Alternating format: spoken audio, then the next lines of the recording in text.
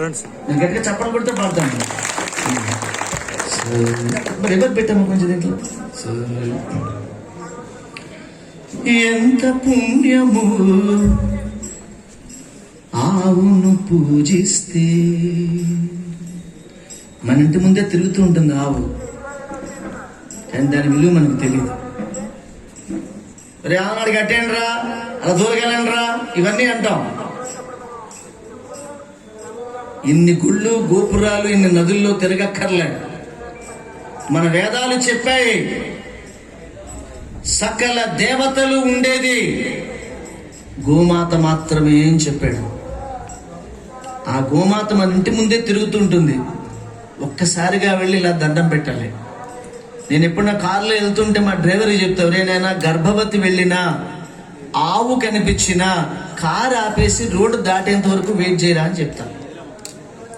ఆ గర్భంలో ఉన్న పిల్లాడు, ఆ పాప గర్భగుడిలో ఉన్నటువంటి దేవతతో సమానం మనందరికీ. ఇది మన సనాతన ధర్మం చెప్పేది. గోమాత అయినా అంతే. ఇది వినండి. ఇవాళ నుంచి మీరు, నేను ఈ పాట పాడిన తర్వాత, రసరాజు గారు రాసిన ఈ పాట విన్న తర్వాత రేపటి నుంచి మీకు గోవు మీద మీ అభిప్రాయమే మారిపోతుంది. ప్లీజ్. ఎంత పుణ్యము ఆవును పూజిస్తే, ఎంత భాగ్యము గోవును సేవిస్తే. పిల్ల పాపల బ్రతుకులు చల్లగుంటవి, ఇల్లు వాకిరి సిరితో పచ్చగుంటవి. ఎంత పుణ్యము ఆవును పూజిస్తే, ఎంత భాగ్యము గోవును సేవిస్తే. ఆవు కాళ్ళు 4 మన ఇంటి ముందే ఉంటుంది. 4 కాళ్ళుగా ఆవుకే అని చెప్తాం, కానీ వేదం ఏం చెప్పిందో తెలుసా? ఆవు కాళ్ళు 4 వేదాలు. ఆవు కాళ్ళు 4 వేదాలు. ఆవు కళ్ళు 2 ఆ సూర్య చంద్రులు. పురుషార్థాలకు మూలం గోవు కదా, పురుషార్థాలకు మూలం గోవు కదా. దురితాలకు దూరం ఆవు కదా, దురితాలకు దూరం ఆవు కదా. ఆవులోన కొలువుండిరి దేవతలు, ఆవులోన కొలువుండిరి దేవతలు. బయట ఫోటో అమ్ముతారు, కొనుక్కోండి. గోమాతలో ఎక్కడెక్కడ మెడ దగ్గర ఎవరుంటారు, పృష్ఠభాగంలో ఎవరుంటారు, తోక దగ్గర ఎవరుంటారు, పాదాల్లో ఎవరుంటారు, ఇవన్నీ వేదాలు చెప్పిన రచన. అది చూడండి ఒక్కసారి. ఆవు కాళ్ళు 4 వేదాలు. ఆవు కళ్ళు 2 ఆ సూర్య చంద్రులు. పురుషార్థాలకు మూలం గోవు కదా, దురితాలకు దూరం ఆవు కదా, దురితాలకు దూరం ఆవు కదా. ఆవులోన కొలువుండిరి దేవతలు, ఆవులోన కొలువుండిరి దేవతలు. అందుకోసమే ఆవుకు హారతులు. ఎంత పుణ్యము ఆవును పూజిస్తే, ఎంత భాగ్యము గోవును సేవిస్తే. ఎదురుగుండా డాక్టర్ గారు ఉన్నారు, సూర్యనారాయణ రెడ్డి గారు.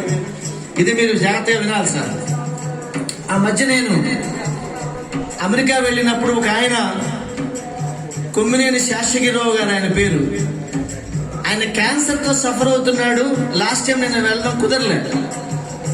ఆ మధ్య వెళ్ళినప్పుడు డిక్సీల్స్లో, న్యూయార్క్లో ఉంటారు ఆయన. ఆయన పర్మిషన్ తీసుకోకుండా ఇంటికి వెళ్ళి కాలింగ్ బెల్ కొట్టాను.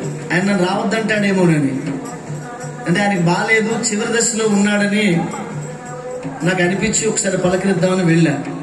బెల్ల కొట్టగానే ఆయనే తలుపు తీసాడు. మంచి దిట్టంగా ఉన్నాడు మనిషి. రండి శ్రీనివాస్జీ, ఎప్పుడు వచ్చారు అమెరికాకి అన్నాడు.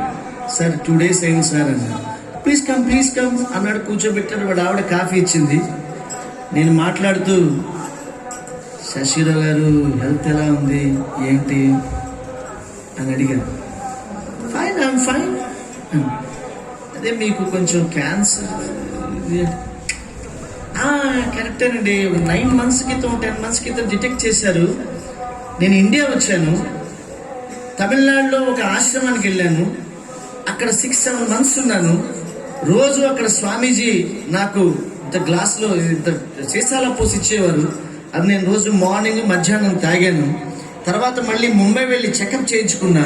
ఇంకా క్యాన్సర్ లేదండి అన్నారు. నేను వచ్చేసాను. ఇంతకీ ఏమి ఇచ్చారు సార్ ఆ గురువు గారు అని అడిగాను. గోమూత్రం ఇచ్చారండి, రోజు తాగమని. అదే నాకు తగ్గించిందండి అని చెప్పాడు ఆయన. గోమూత్రంలో ఉన్నది గంగాదేవి, గోమయమే నేనన్నది లక్ష్మీదేవి. గోమూత్రంలో ఉన్నది గంగాదేవి, గోమయమే నేనన్నది లక్ష్మీదేవి. ఆవు నెయ్యి లేనిదే యజ్ఞం లేదు, ఆవు నెయ్యి లేనిదే యజ్ఞం లేదు, గోవు లేనిదే కృష్ణుని గానం లేదు, గోవు లేనిదే కృష్ణుని గానం లేదు. ఆవే కదా విశ్వానికి పాలిచ్చే తల్లి, ఆవే కదా విశ్వానికి పాలిచ్చే తల్లి. ఆరోగ్యం పొందండిక ఆవుకు ప్రణమిల్లి, ఎంత పుణ్యమో ఆవును పూజిస్తే, ఎంత భాగ్యమో గోవును సేవిస్తే. పిల్ల పాపల బ్రతుకులు చల్లగుంటవి, ఇల్లు వాకిలి సిరితో పచ్చగుంటవి.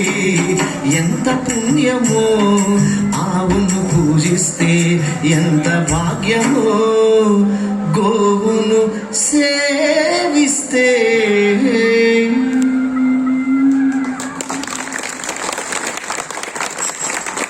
Thank you.